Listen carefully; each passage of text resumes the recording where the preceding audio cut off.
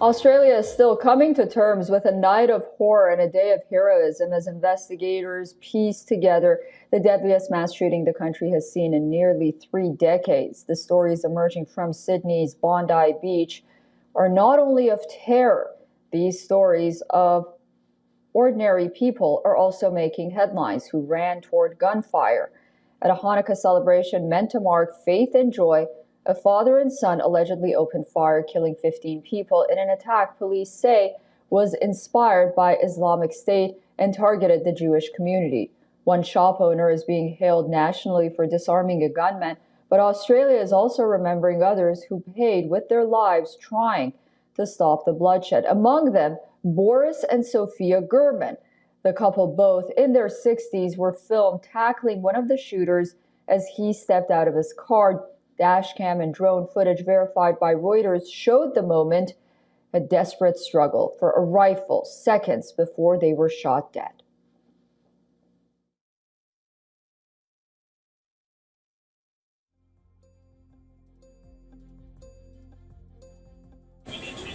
There's no 5-point plan, but that's what one should do, and do it with joy, because if all you're left with after something like this is sadness and bitterness, then the terror and the evil have had some degree of success, and we won't let that, and Australia doesn't want that. Another man, 62-year-old Reuven Morrison, was also killed after trying to halt the attack, his family saying he could not stand by as others were in danger. The shooting has shaken a nation that has long held its gun laws as a point of pride.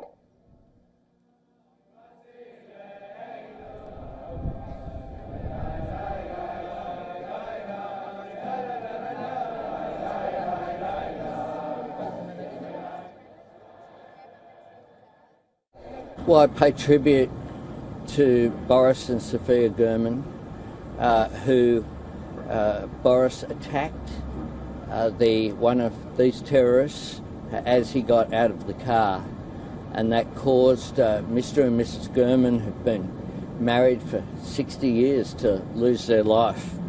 To Reuven Morrison, who threw bricks and took action to try and stop this occurring. After the 1996 Port Arthur massacre, Australia introduced some of the world's toughest firearm restrictions: mandatory licensing, background checks, and registration of every gun. But this attack is forcing a difficult question. Were those laws enough? Authorities say the older shooter, 50-year-old Sajid Akram, held a recreational gun license issue in 2023 and legally owned 6 firearms, including a high-powered rifle. His son, 24-year-old Naveed Akram, has now been charged with 59 offenses, including murder and terrorism, and remains under police guard in hospital. As the legal and political debate intensifies, the grief is still raw. Funerals were held today for Rabbi Yaakov Letvan and Rabbi Eli Schlinger, both killed while serving their community at the Hanukkah by the Sea event. Australia mourns the dead and honors the courage of those who stood up unarmed when it mattered most.